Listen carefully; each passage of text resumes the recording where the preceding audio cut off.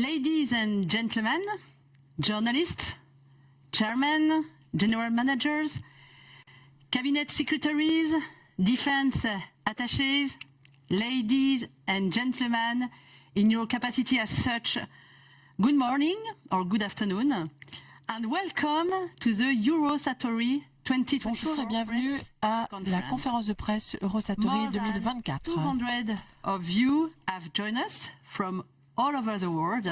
Thank you.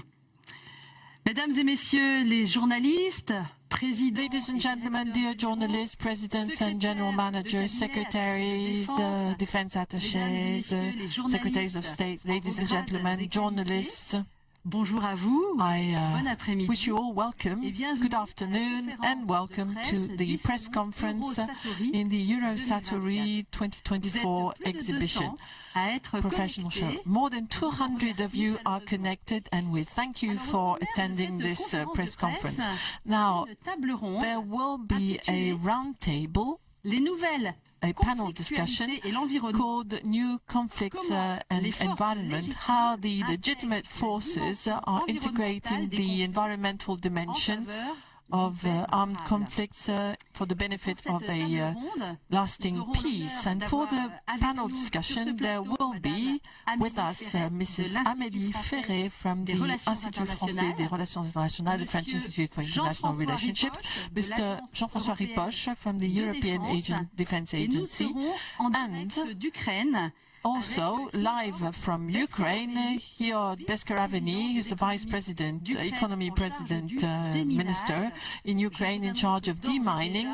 And I would like to disclose that unfortunately, Mrs. Yulia Sviridenko, Vice Prime Minister and Economy Minister for Ukraine, will not be attending because she is meeting with President Zelensky. It's an emergency meeting, so she's not attending our meeting. Well, we are very happy that Mr. Igor Yaskaraveni will be standing in, and he will definitely be able to answer your questions, all your questions. Pour ouvrir cette conférence, to open the press conference, I would like to welcome the GICAD President, the Group of Defense Agency, and Marc Darmon.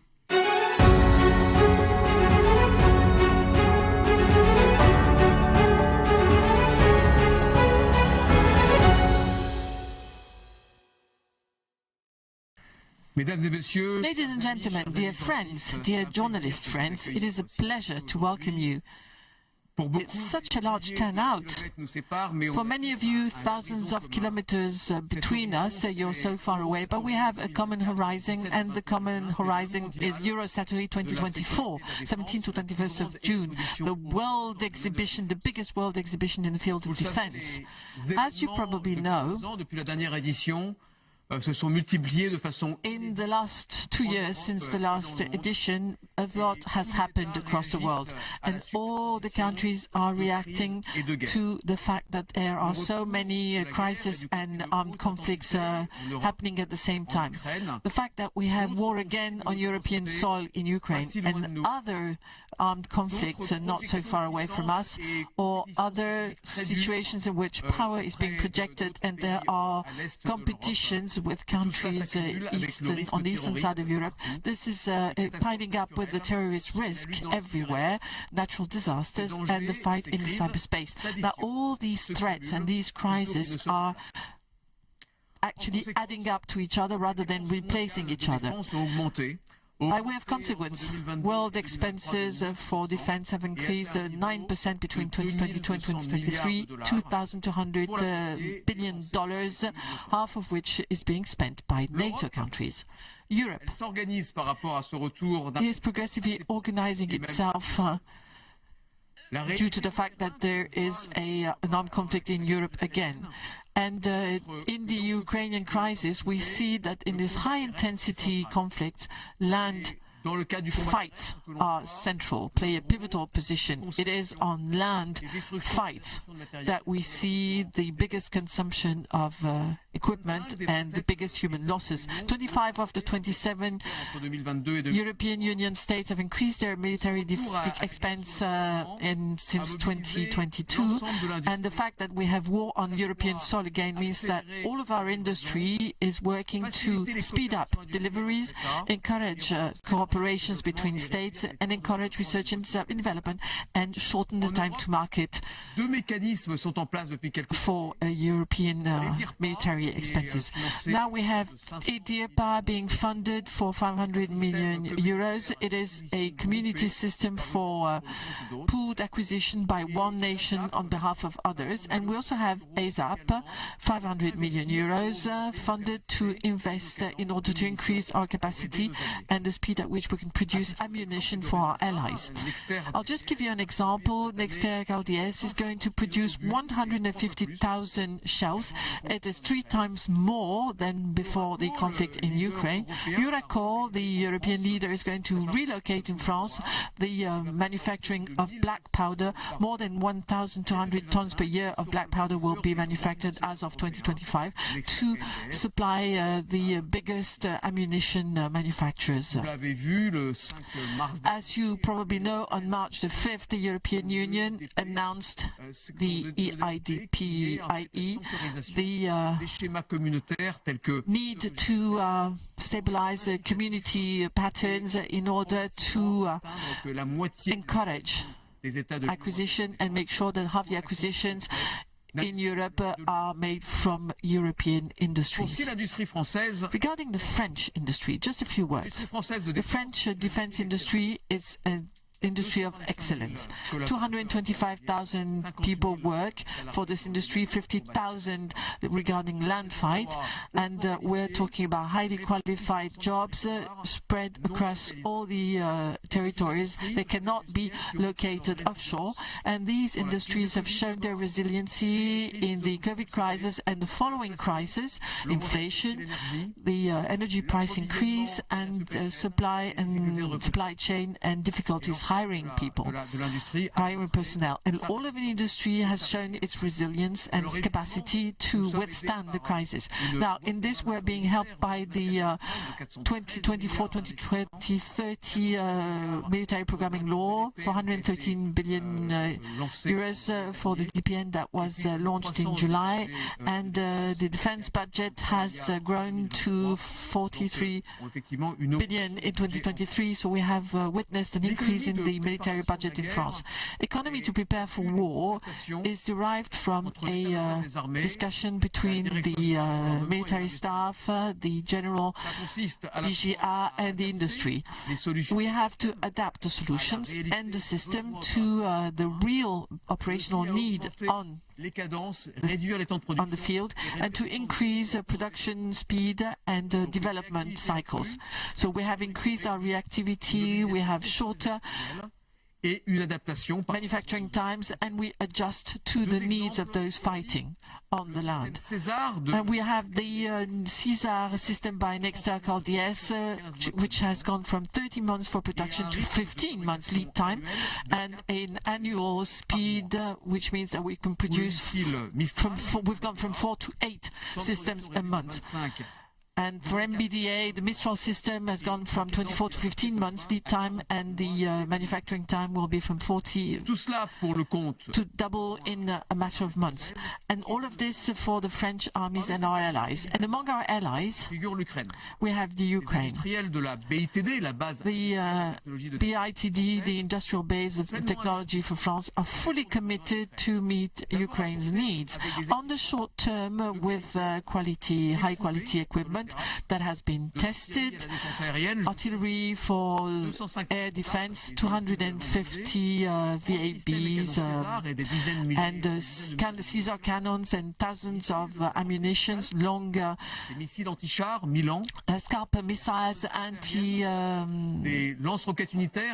land missiles, 4 LRU rockets, and land, air, land ammunition, automation, which has started being delivered in February, and then we will have robotics and demining system. We'll discuss those again later. The JICAT as a group was very soon supporting the Ukraine, the very first European group to go there. 3 missions in 2023, one of which in September of 2023 with the Minister of Defense, Sébastien Lecornu, and Emmanuel Kiva, who's the General Delegate for Armament, with 30 representatives of the industry and 16 letters of intent and partnerships were signed with Ukrainian industry representatives. These missions will continue for as long as they need to exist.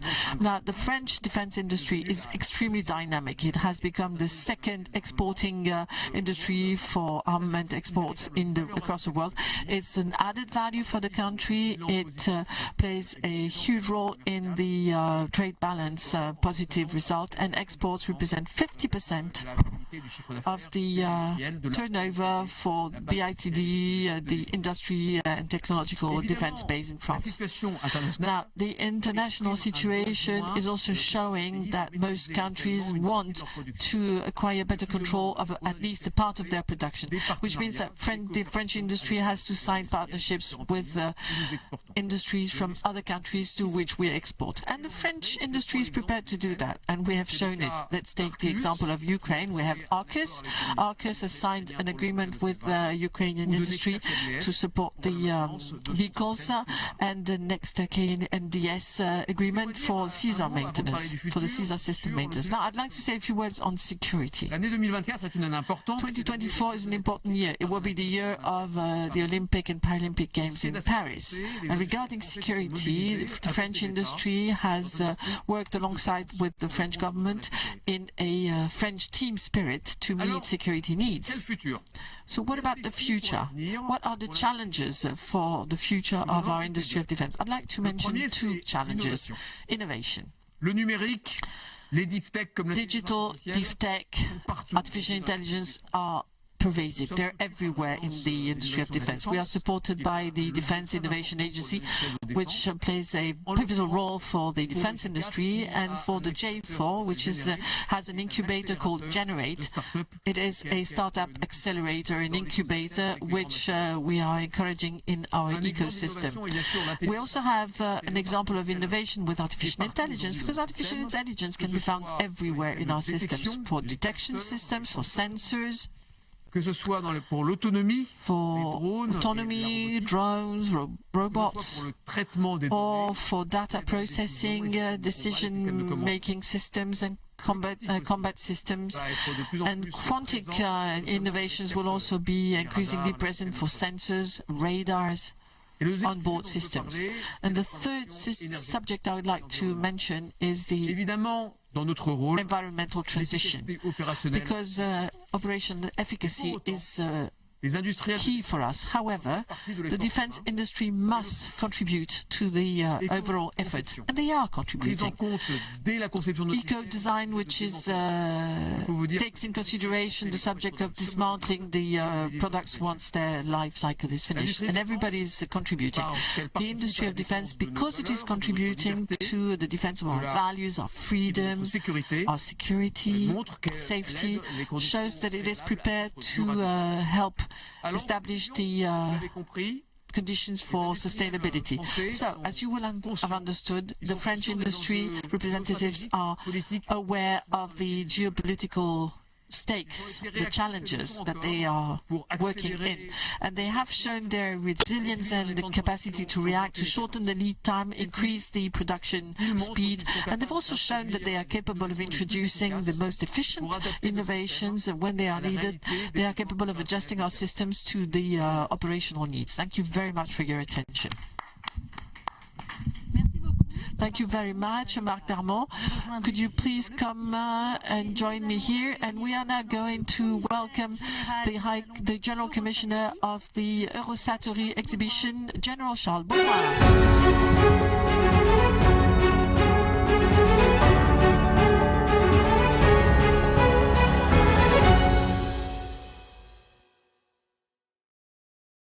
On a coutume coutume de dire que nous sommes entrés dans une So we're used to saying that it is the beginning of a new era, and I'm pretty sure that it is now time to really characterize this new era. When it comes to Eurosatory, let's say that we've identified 5 structuring megatrends. Structuring this new era, they are structured, they are interdependent, they are combining with one another or opposing one another. The main trend is geopolitics, of course. I mean, it has been mentioned by Mr. Darmon. I would also like to mention that depending on the fact that they are symmetric conflicts, it will change the way we are living, and also we can see that there are new conflicts everywhere in the world, which means that those conflicts are becoming globalized. So the second megatrend is economic one. So when it comes to the economy, of course, it has been negatively impacted by COVID, by the war in Ukraine as well, leading to a recession, leading as well to an inflation. And as you can see today, we can see that there is a geopolitical struggle between the states, and that new blocks are opposing to one another. There is a BRICS enhanced compared with the G7. So other main trend, other than geopolitics in the economy, is evolution of societies. There are more violent societies, more divided societies, societies where populism is increasing, especially in Asia, and you can see that it is also a society when there are new communitarism. And then the third mega trend is climate crisis. Now it is really sensible, leading to a change of the humanitarian and environmental crisis, and leading to migration, increasing migration over time. So we should add as well that there is an ecocidal nature of wars, which should be taken into account. The fifth megatrend, last but not least, is a technological one. Since we will have to deal with a new digital revolution, with AI, with quantum systems, with its tremendous opportunities that we're not able to measure at the moment, but also its weaknesses, its cyber weaknesses, and its total dependence présente, notamment face à l'Asie, on Asia, especially for rare earth. And also, in order to show how intertwined all those trends, I would like to highlight that the extraction of rare earth, which are necessary for the digital transition, are particularly ecocidal. So, phase 2 was observations. What are the challenges facing governments, for the state organizations, for private and public stakeholders in charge of protecting their population and territories? The first observation is that we should propose a global overview of our sovereignty, of what remains of it, and see how we could manage to reindustrialize those territories in order to get to have chosen dependence and not forced dependence. Then we need to rearm quite quickly. Not rearm the way we were doing recently. We need to face up to the risk of conflict in the context of new forms of warfare, with more that are more deadly, with high attrition rates, and consume large quantities of munitions, leading to some sort of a war economy for states, should they want it or not, in the context or an unfavorable economic context. Then there is also something which is necessary for the states, which is that they need to ensure the protection of their citizens in the face of crime, of narco traffic, of non-right areas, in the face of riots, in the face of the high tensions in the population, and terrorism. The last challenge for Eurosatory is that the nations will need to ensure the energy transition of their states in order to face the future challenges, taking into account the climate change, which means that at the state level or the superstate levels, at the international organizations level, we should be able to increase the protection level of the citizens in order for them to better face the humanitarian and environmental crisis. And for the states, they should understand how they could manage immigration waves, because it should happen because of climate change, especially. As we can understand, those challenges are out of their usual scope, so they need to work at the international level. It is a case for the European Union, but also for other supranational organizations. So why is Eurosatory in the best position to meet the expectations of states for action on the ground and close to the ground? Firstly, because Eurosatory is the first to provide a deep analysis of this new era and of the new challenges that the states will have to face. I decided to provide a quick overview of this context, but we've identified at Eurosatory more than 50 factors clearly characterizing this new world we're living in. And because of that, we will have to provide new answers for the states. Secondly, the second reason why Eurosatory is at the best position to meet the needs of the states is that Eurosatory had to have the best positioning possible in the fields of defense and homeland security, but also for civil security and the assistance to the population. That's why Eurosatory is the unique defense and security trade fair to provide a global approach, providing high-intensity solutions for high-intensity conflicts and emergency medical assistance. Eurosatory is the trade fair show dealing with the management of all crises. The offer provided by Eurosatory is a comprehensive, chosen offer, a carefully curated offer. And at the moment, since we are 3 months away from the trade fair show, we have we think that more than 1,800 exhibitors will be with us. We need to integrate all the capacities.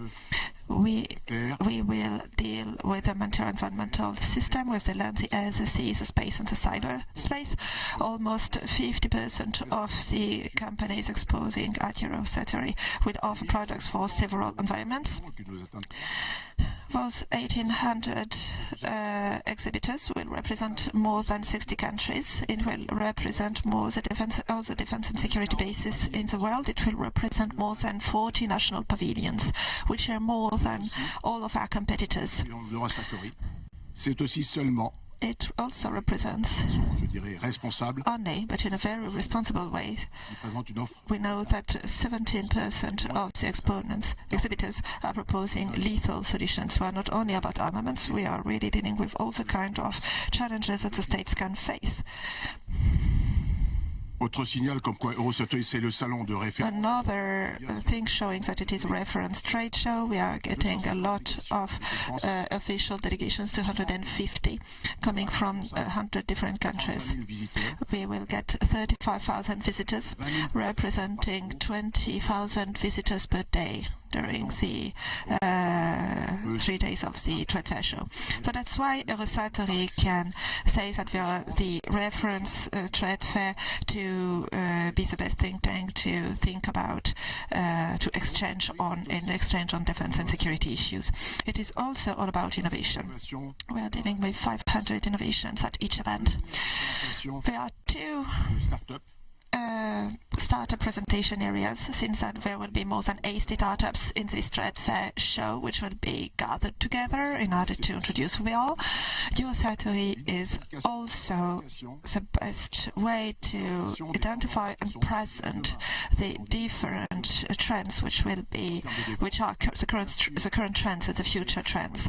When it comes to defense, we will talk about drones in all their forms. We will talk about the anti-drone, the solar defense, the long-distance precision artillery. We will talk about the cyber and warfare, and we will talk about the resilience of the armed forces to the cyber attacks. And what will characterize Eurosatory in 2024 is the fact that the states will be able to face better destructive conflicts. they will be also able to manage those conflicts remotely, because when there is a lot of lethality in an area, men will combat remotely. It is exactly what is happening in Ukraine at the moment. When it comes to security, we will focus on the fight against drones, because we know that UAVs are, of course, a threat for the different countries. We will talk about the safe areas and cities. We should try to make them safer. We would like to talk about the protection of events. We will need to talk about data management and the use of AI in order to identify low signals which could lead to threats for a country. So as mentioned before, we would also like to present the future world's trends, but we would like to invent those trends as well. We are very proud at Eurosatory to invent a concept which obviously is meeting the expectations of the populations, of the states, of the international organizations, which means that we can deal globally with an environmental and humanitarian crisis quickly.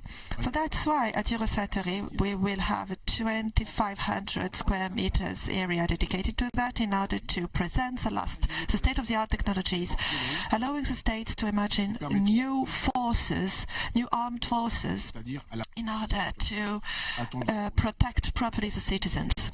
Do we have the right to die in a state where, if the state is able to stand forces, able to come back hundreds of kilometers away, and if it is able to face climate change?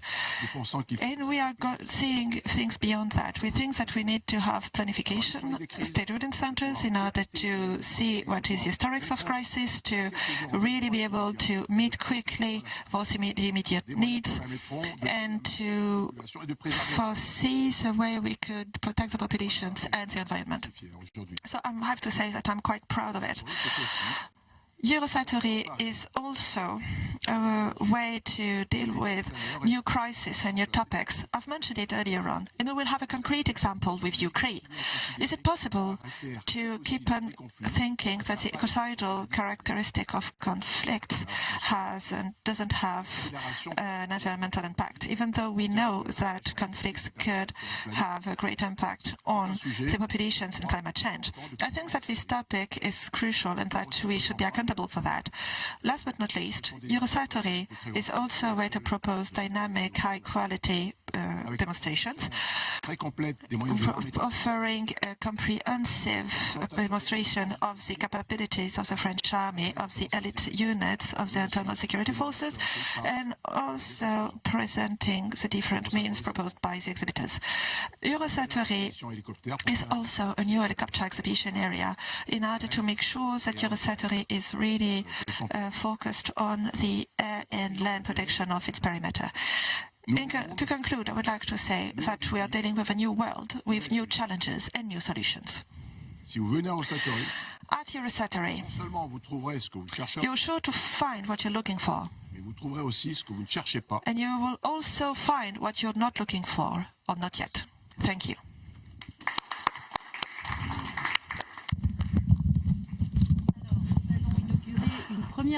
We're going to start the first Q&A session, whether you are here attending this meeting in the studio, and if you are connected online, please raise your hand virtually. You will be allowed to ask questions. There is a system that allows me to receive your questions directly on my tablet, so don't hesitate. We have 10 minutes for the Q&A session, and it starts now.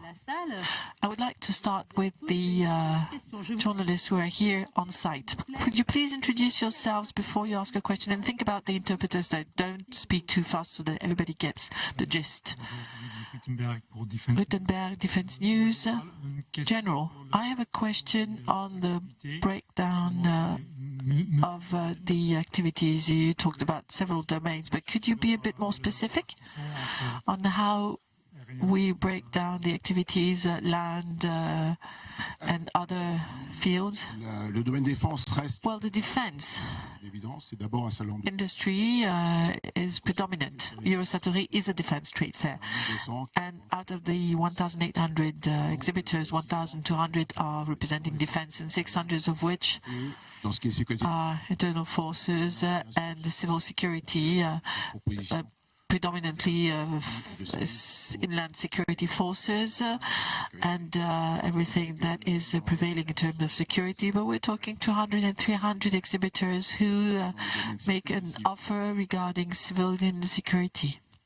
And the question was, in defense, what is land and what is non-land? Well, this is a land and air exhibition, and what Charles Brodin really meant was that among the exhibitors, many can make a multi-environment force.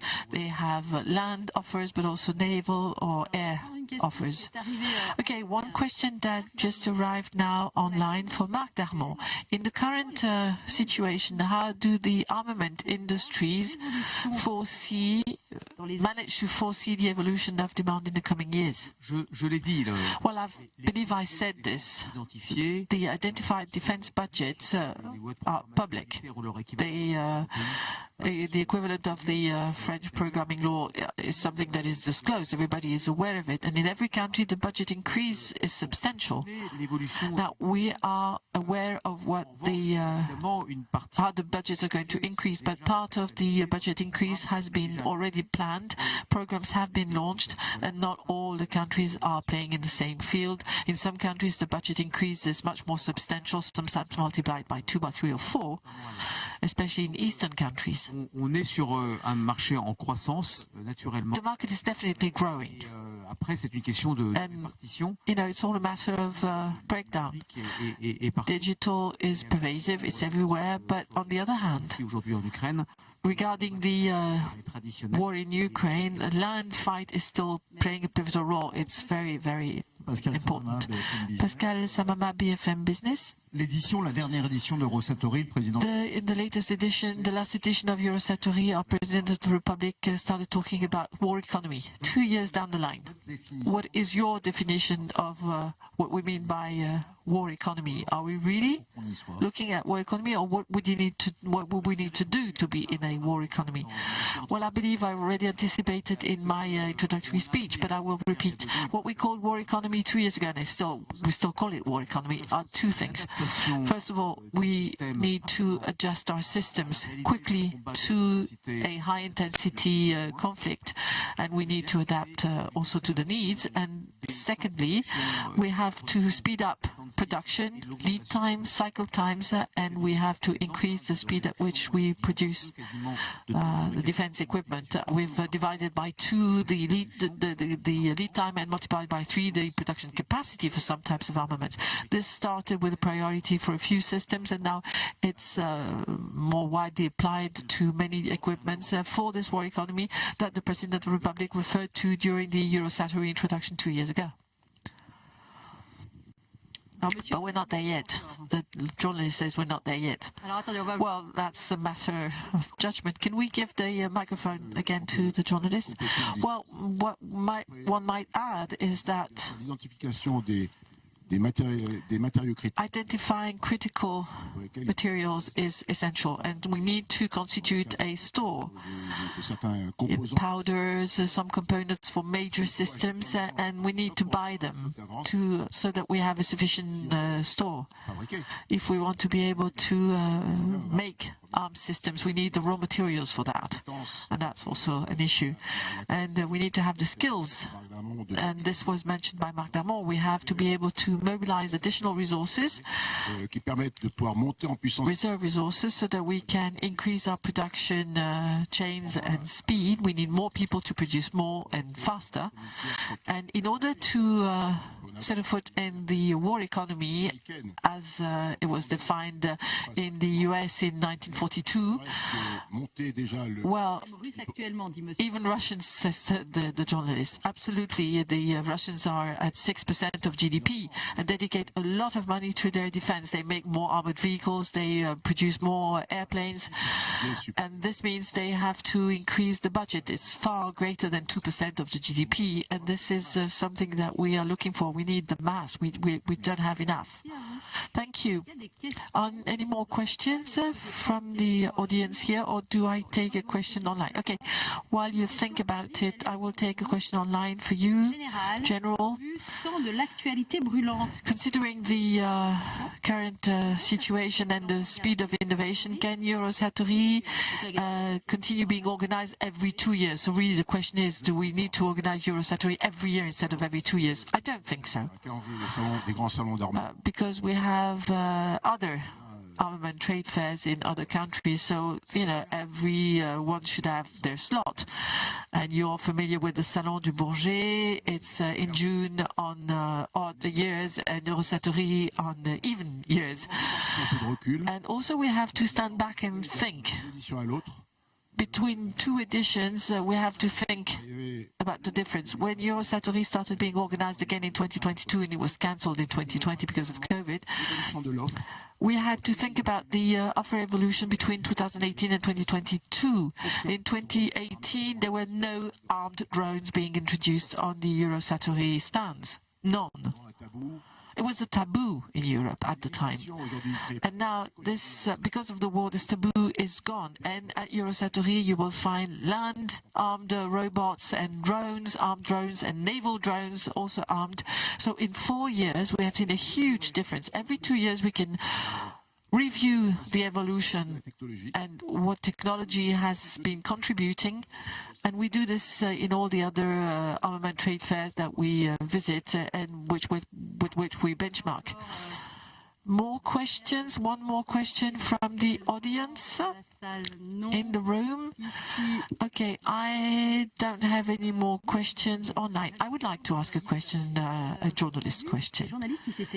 We saw journalists who registered for the press conference, and we looked at the list. We found that there were journalists from specialized press, but also from general press and even media we did not expect to want to attend. What does it really reveal regarding our society? What is happening in society? Well, I said this earlier and I would like to repeat it. Our defense industry has become an industry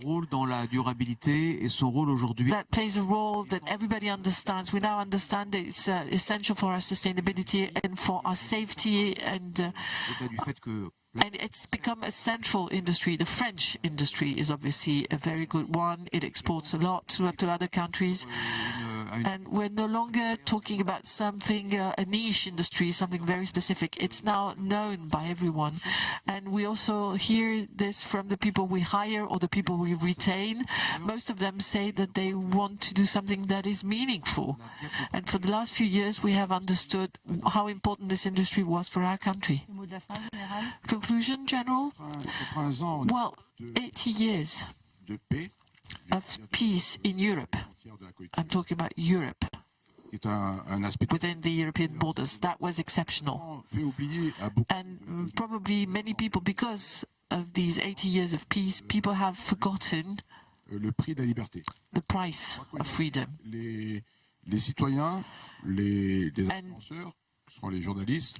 Journalists, influencers, decision makers, those who review and analyze the society have understood that whether we're talking about the security and the safety of our citizens on a daily basis, we see things happening everywhere.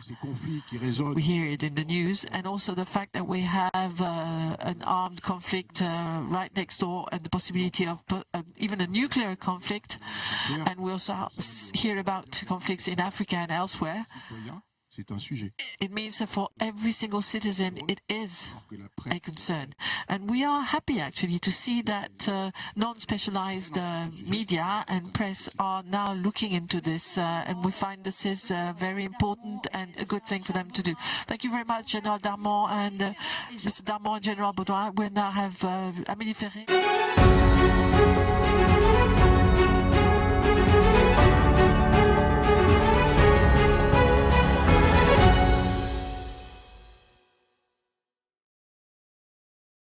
Merci à vous. Alors, Amélie Thank you. So, Amélie Ferret, hello to you. So, you're in charge of the research lab on defense at the Center of Defense Studies at the French Institutes for International Relations. So, hello to you. And Jean-François Ripoche, hello to you. So, you're the manager in charge of technology, research and innovation in the European Defense Agency. Hello to you.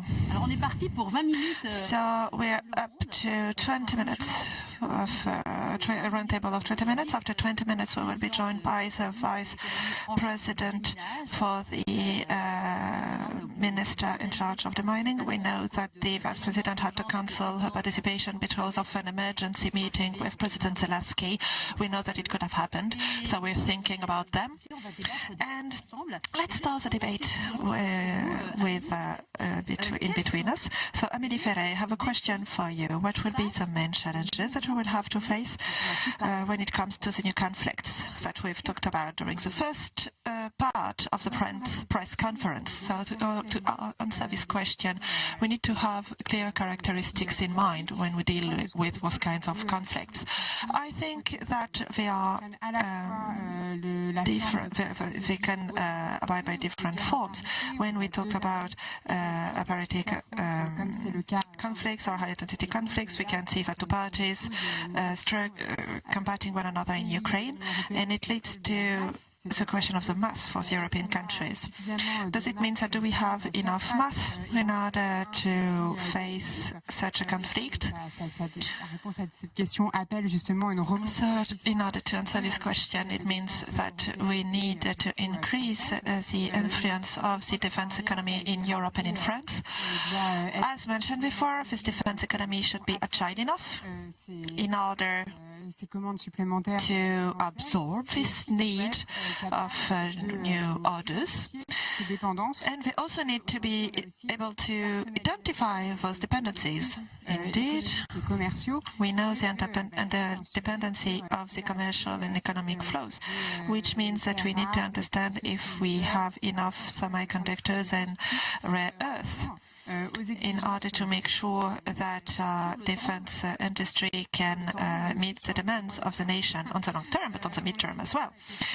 We also need to deal with the following topic. We need to have a defense instrument in order to have strategic signaling, which means that we need to provide exercises signaling our determination to our competitors, what are our boundaries, and also which is quite credible when it comes to the deterrence side, because there is a new nuclear use which is at the horizon, especially when it comes to Ukraine.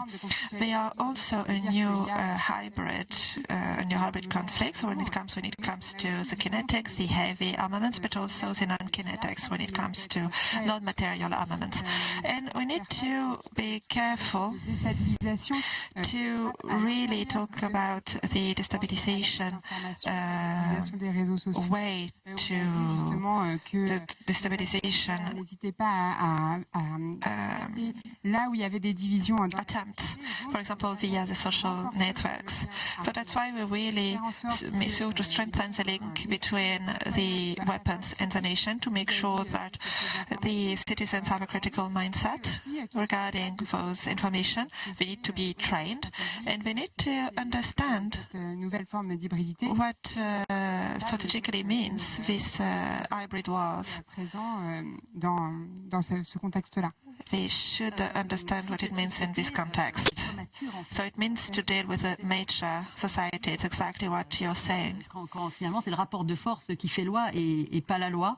Because when the power relationship is a law and not the law itself, we will need to evolve. Yeah, Eurosatory is a perfect opportunity for the generalist press and all citizens, not only for experts, to really have a better understanding of what defense could be currently. So, Jean-François Ripoche, what could be the Europe answers in the face of those new wars? And I would like to send a message to the viewers and those attending the session. We will have a Q&A session after we talk with Vice President of the Minister for Economy.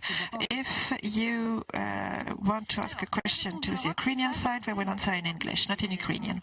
So what could we do regarding this? What should Europe do in the face of this new war? So there is some sort of strategic compass,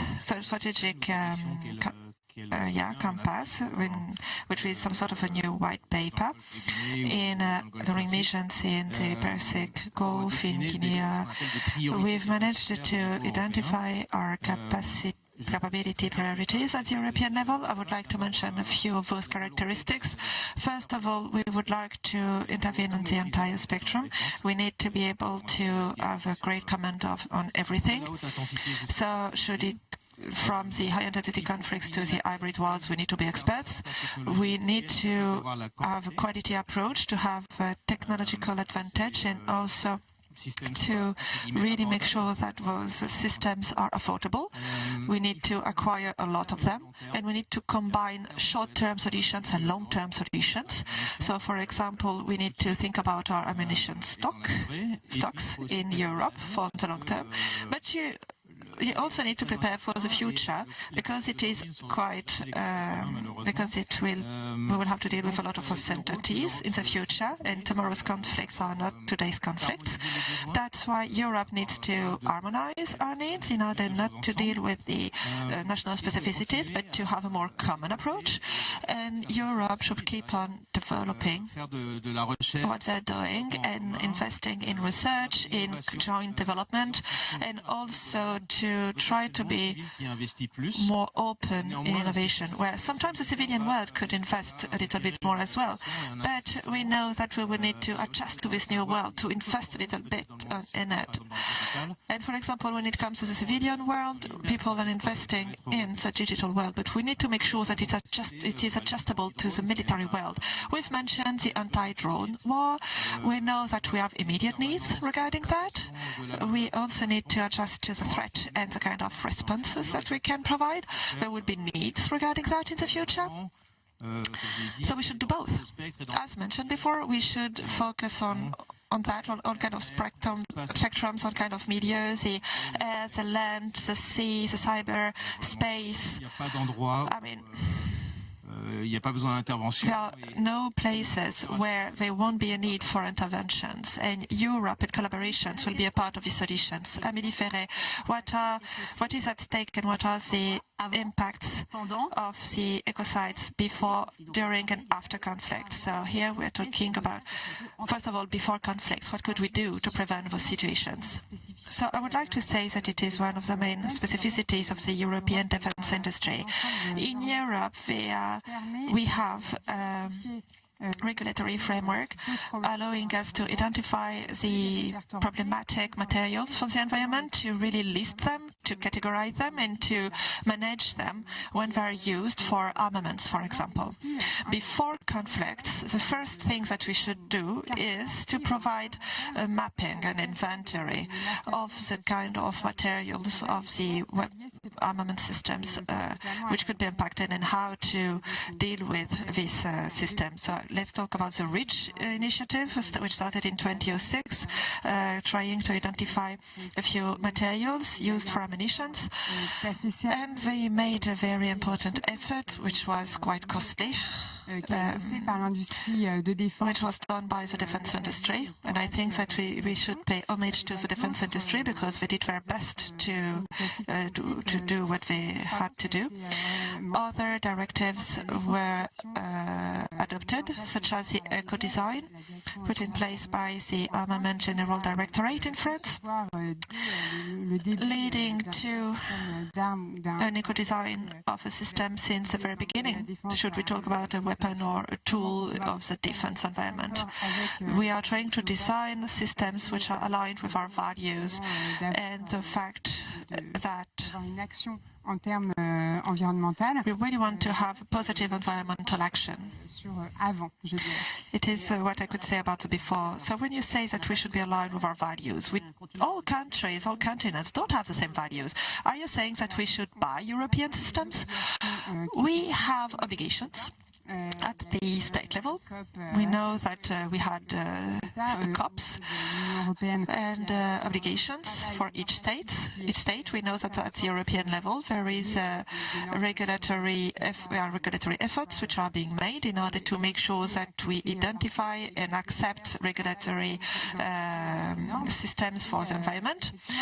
And we know that if we buy European products, it means that for the defense industry we will buy armaments which are aligned with these broader political commitments which were made at the European level. Let's talk about a warship.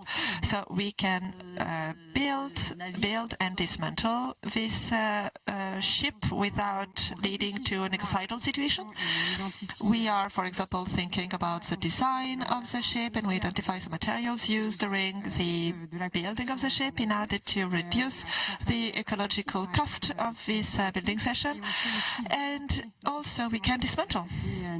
We can dismantle ships in a shipyard in France, which are completely respecting the environment and which are aligned with our standards.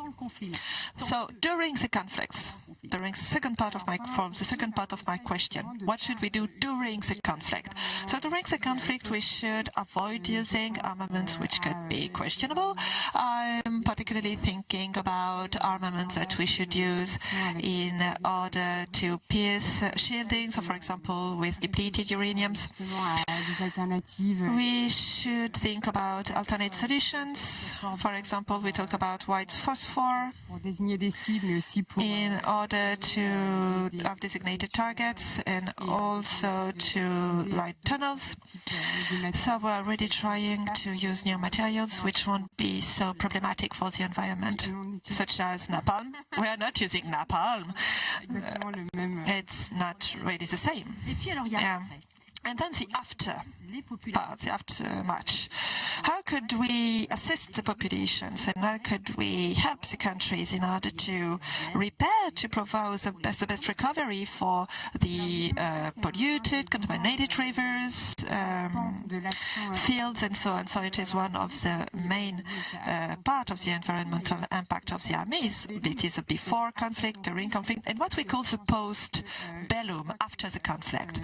We need to make sure that once security and peace has been established, we are dealing with livable environment for the populations. Currently, we are dealing with demining.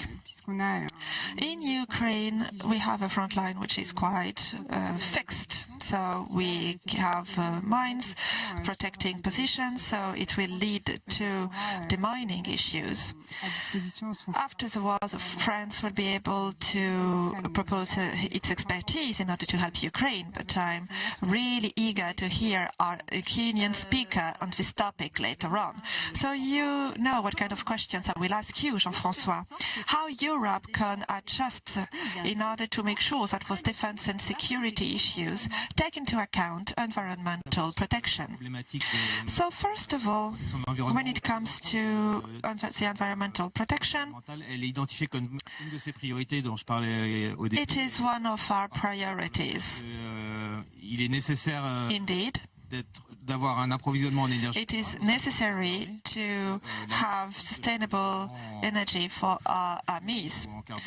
We need fuel and it for our armies, for our operational conditions. And if we are not as energy intensive, sometimes we can think that we could be better on the operational side. The armies are not completely disconnected from the societies. We need to understand that the protection of the critical infrastructure is necessary in order to protect our source of energies and to make sure that the population can keep on benefiting from it.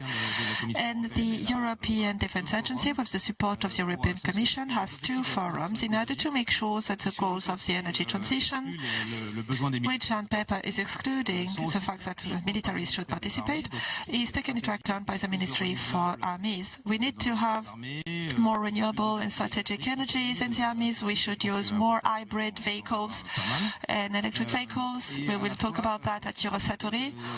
d'avoir... And there is also this idea that in the defense environment we should have a circular economy. We should recycle materials. We've mentioned that the access to rare earth could be an issue. We need to make sure that the military equipment can be recycled. As an example, I could tell you that we have a project in order to make sure that we have off-sea wind farms and the kind of impact it can have on air defense. It has an impact on the seaworthiness, especially in the North Sea, and it has recycling impacts. So that's why with the European Defence Agency we talked about the recycling of the individual protections, of the safe stockpile, of the bulletproof vests. Yeah, we are recycling bulletproof vests, or a few countries are trying to work on it. So I'm being Mr. Bescaravini, the Vice Minister for Ukraine in charge of demining, is with us. I would like to say hello to you. We just have a last question and then it will be your turn. So the last question is the following. How can you prepare for the future on the short term and on the long term when it comes to the military equipment? Jean-François. So I would like to mention a few examples, but we don't have a lot of time. When it comes to the environment, we need to understand how we can have deployable camps or advanced camps. How is it be possible to have an energy and a logistic footprint which is as reduced as possible? So it is what we've thought of after the Mali intervention, for example, and it goes from waste management to the use of AC systems in containers to the possibility to use solar systems, batteries, wind farms. We have decided to launch projects with 8 European countries on this topic. And if we would like to go back to technologies, we've also decided to launch an action plan on autonomous systems, which means that we will get to use more autonomous systems and we will have more cooperations between systems with swarms of drones, should they be land drones or air drones.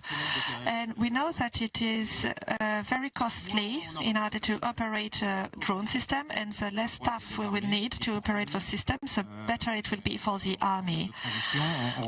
And it will be the perfect segue what I'm about to say, but we would like to understand how AI could help for demining. It is also supported by the European Union.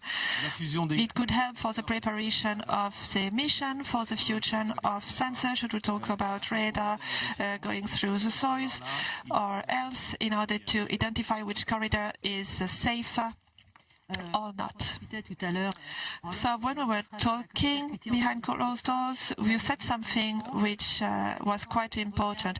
You said the world is changing. The defense industry is at the forefront now, and now we need to have strong solutions. Yeah, and I think that it is necessary to remind that to everyone. We know that the war is back on the European soil. We also have to deal with climate change. That's why, in order to have a strong society with a strong social cohesion, with a great effort de défense, et trouver des solutions pour pouvoir assurer cette sécurité. Standard of living, we need to strengthen those society capabilities. We need to. We are not saying that it's not only about the great governance of the companies and to have a great social relationships. If security is not at the core of our approach, it won't work. So that's why Eurosatory decided to propose solutions in order to link those two goals. So very posh. Yeah, I think that indeed everybody became aware that defense should be a global defense, that we need to have an industry meeting our operational needs, and that we should have an industry with an access to fundings, should they be private or public? Should we talk about private donors or public donors? And we know that the Ministry for Defense, in the framework of the European Defense Agency, provided a statement in order to make sure that this access to fundings was as simple as possible and as generalized as possible. Thank you to the both of you. We will have another Q&A session after Igor Bescaraveni. Take the floor. Can you hear me, Igor? Monsieur Bescara. Can you hear me, Mr. Bescaraveni? Yep, I hear you. Yes, I can hear you, I can see you. So with 10 minutes, just tell us everything you want to tell us, and after we have a lot of questions for you. Oh, okay, I'm ready. I will have some speech presentation. I'm not sure that I have all context because I don't have French, but let's do it. I don't hear Ukrainian either. Don't worry. Let's do it in English. It's perfect, Igor. Yeah. Okay. Do you see my presentation? Not Some yet. multiples? Okay. Got it. Okay. Let's start. Maybe we will fix it. It's okay. It's okay. We got it. Yep.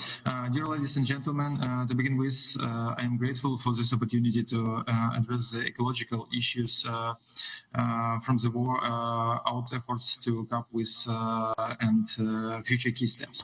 Ukraine today is the epicenter of destruction of nature by war. Russia's aggression has already caused massive damage to Ukraine environment. Aggressor is damaging nature in many ways. Russia contaminates lands, mines, forests, kills animals, and ecosystem of natural reserves. Destroys industrial cities with culmination in destruction of Kakhovka Dam. This war goes in the totally opposite direction of our common priorities, creating a climate-friendly and safe world. If we have presentation, I will ask first slide, but if not, with the global environmental agenda, we should pay particular attention to Russia's accountability for wrongful acts against nature. We need to collect all evidence and data for prosecuting individual crimes committed by Russian soldiers and officials, and for future development of international law. I do believe that with the current state of international law is responsible for its environmental crimes. In order to ensure this accountability, we need to document all damages and careful as possible. We will definitely to be able to better address current environmental challenges by careful studying and analyzing the consequences of military actions for the environment. It should also help to introduce the term crime ecocide into international law. The best way to resist Russian environmental crimes is to ensure sustainable recovery of Ukraine under the modern vision of human-environment interaction. We promote the principle of doing no harm in our economic recovery, providing economic activities with respect of environmental friendly and climate-wise practices. Mainstreamed with the Ukraine facility, the EU financial instrument to support to Ukraine. Ukraine deserves a tailor-made approach to its climate policy, especially within the process of accession to the EU. And it's next slide. Yeah, perfect. The funding stone of environmental security is the mining and restoration of the territory affected by military actions plays a key role in providing sustainable renewal of Ukraine, both its environment and economics. As the government of Ukraine, in accordance with the available information, we consider almost 30% of our territory potentially contaminated by mines and other types of unexploded munitions. This includes territory which or have been temporarily acquired and where military actions occurred. 30% is not just a percentage, it's territory potential contamination of which affects flora, fauna, and civil people, their economic activities, and the entire ecosystem. We are working hard to overcome this challenge. We already managed to conduct the first but extremely important steps. The total numbers of potentially contaminated areas has significantly dropped based on a technical survey carried out last year. And next slides, please. The most important questions: what have we already done, and what should be the next? We have developed the National Mine Action Strategy, the purpose of which is to define the course of formation and implementation of the state policy in the field, state policy in the field of mine action. On the cornerstones of mine action strategy is to reduce the impact of explosive objects on the life and health of the population. The strategic task also focused on reducing the impact of explosive contamination on the environment. Another aims of ours is to create a system of prioritization for the demining efforts carried out in the occupied territories. For us, the priority is to provide safety for our citizens as soon as possible. Yet safety includes not only the absence of the direct danger to life and health, but also the ability to live in a safe and clean environment and to have safe jobs that can ensure their economic stability.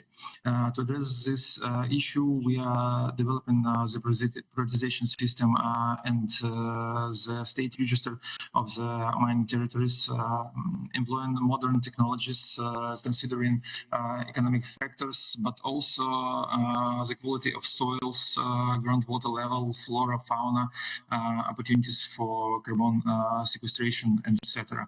We are employing the best minds of the Ukrainian and international scientific community to combat this challenge.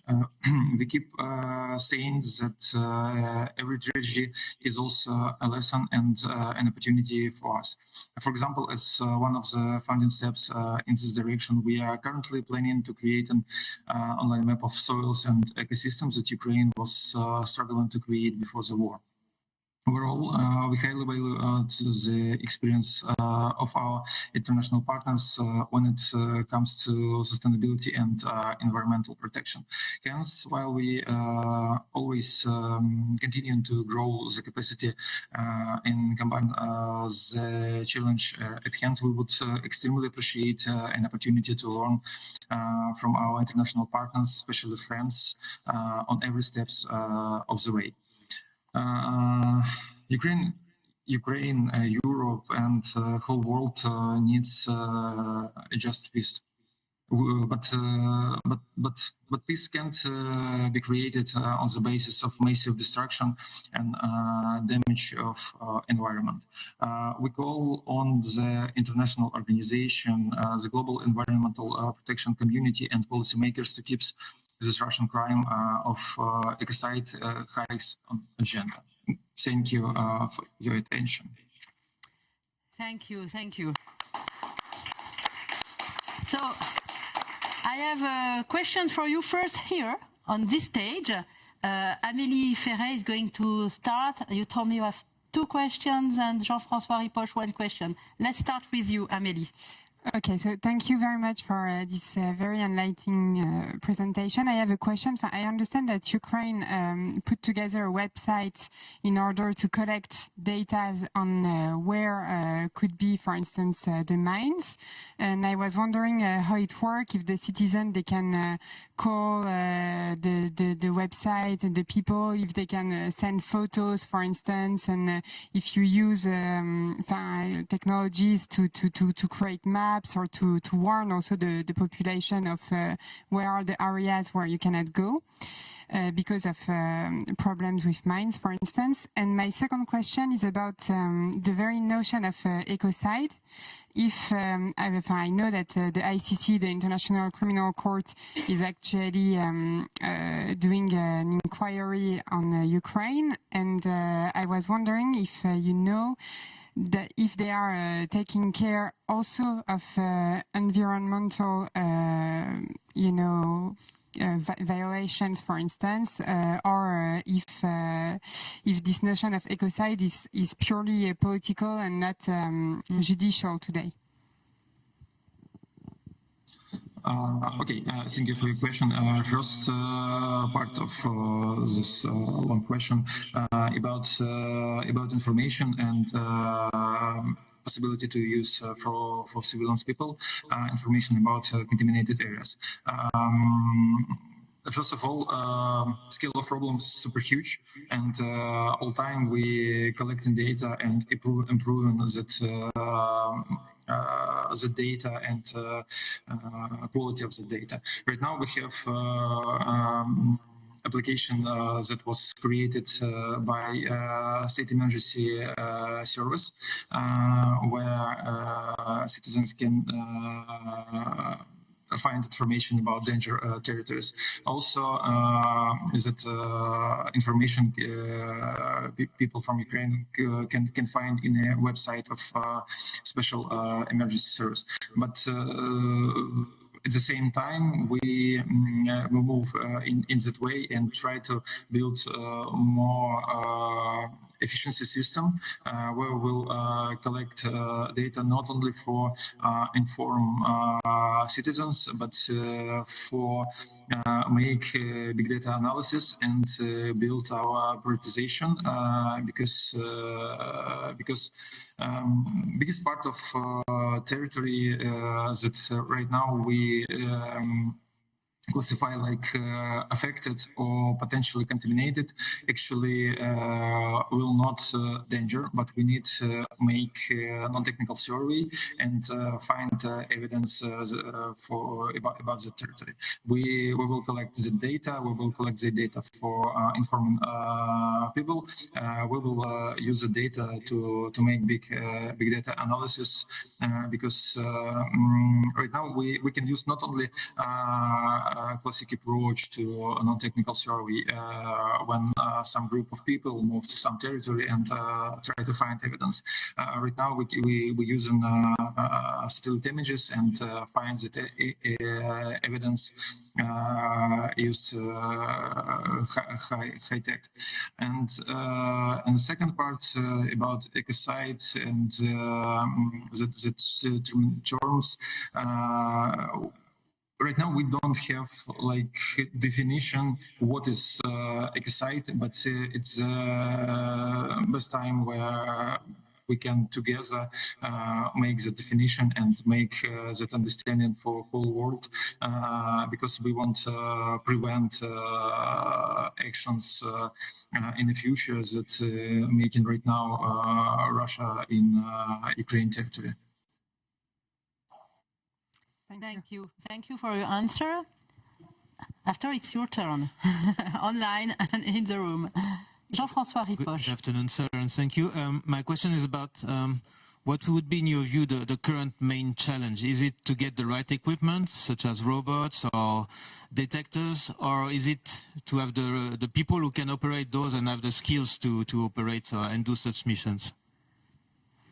It's my favorite question because scale from super huge, and we don't have one main problems. We have different ways to solve that big problem, and at the same time we need a lot of personnel who will work in the fields. At the same time, for high quantity of personnel, we need a lot of equipment for the personnel. When we will have personnel and equipment, we must be sure that personnel trained and can use that machinery, that mine detectors, and so on. But at the same time,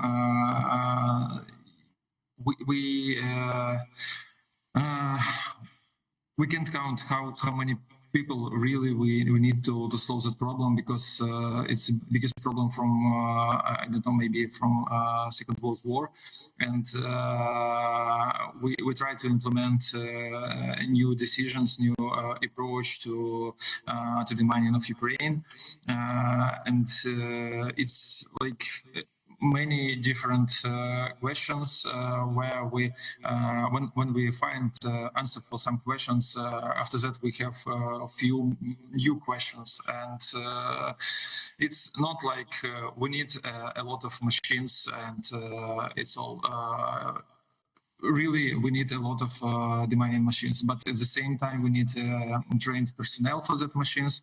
We need different equipment to maintain these machines, and we need produce the different parts of machines in Ukraine, because when that machine will destroy in Ukraine field, we can't wait a few months from find that parts in Europe.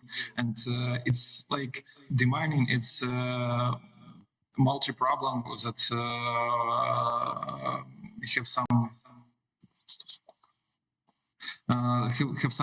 some connection with different spheres, economic, ecological, and also military question, because sometimes we can't start the mining some territory from security needs. Thank you for your answer. Do you have questions here in the room? Because online, I don't have questions. If English is a problem, tell us. We'll translate it. Thank you, sir. It's not a question. Thank you for intervention. I think it's a very huge symbol. Ukraine is suffering many damages, and we know that we know Ukraine. We were in Kiev some months ago. We know brave one. You are able to invent new means because you are facing threats and you have to overcome. So I think I can say that we are all watching to you, helping to you, but also learning from you, because you have the character to create the capability in order to be victory from the mines. Thank you, sir. Well, if we don't have questions, so I will let the last words for you. Can I react? Because yes, react. Do. Yeah. Do so. Because really important thing in that war, it's experience and information. It's main resources right now, and we need experience, and we're ready to share our experience that we have right now in Ukraine. It's like two-way road. It's not like need only for Ukraine. It's our experience needs for whole world. Thank you. Thank you. If you want to say a last word, it's now. Do you have questions for us? No, from my side, no. Okay. Well, thank you for your time. We know it's not easy. So thanks a lot. And we wish you good luck. Thank you so much. Thank you. Bye-bye.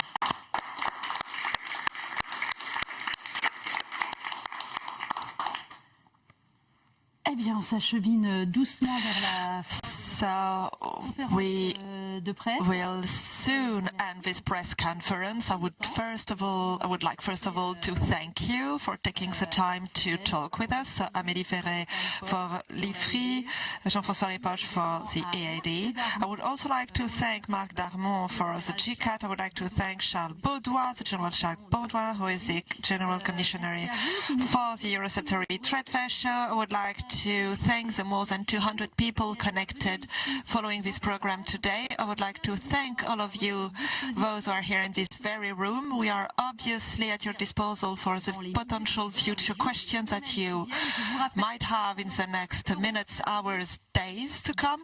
I would like to remind you that the Eurosatory trade fair show will take place between the 27th and the 17th and the 21st.